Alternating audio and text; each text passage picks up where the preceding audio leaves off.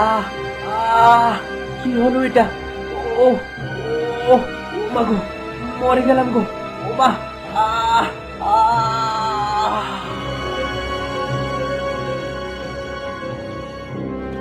সাপ, সাপ! ও মা গো!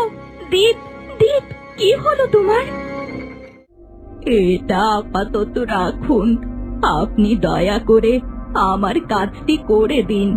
কাজ হয়ে গেলে আমি আপনাকে অনেক কিছু দিব। তখন মনে থাকবে তো, আমাকেও যেন ঠকাস না এভাবে। না না, আপনি আমার উপকার করবেন, ঠকাবো কেন আপনাকে?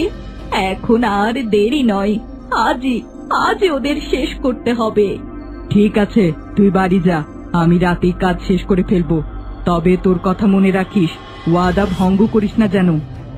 না না, একদম না।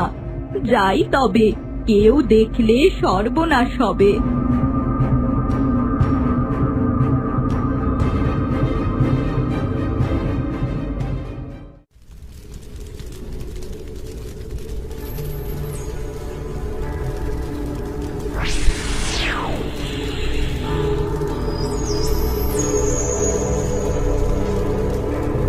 কে তুমি?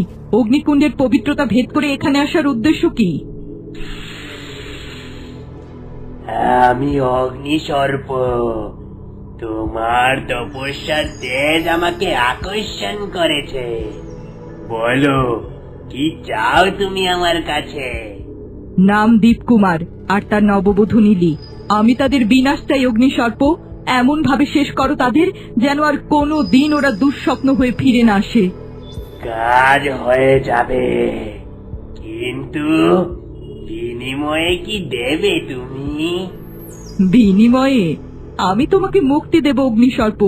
এই অগ্নিকুণ্ডের বাঁধন থেকে, এই জগতের মায়া থেকে তুমি তোমার কর্তব্য সম্পূর্ণ করার পর মুক্ত পাখির মতো উড়ে যাবে। মুক্তি?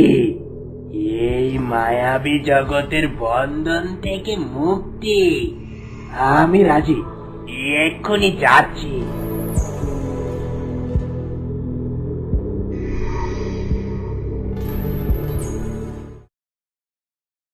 নিন, এই দুধটুকু খেয়ে নিন। দাও।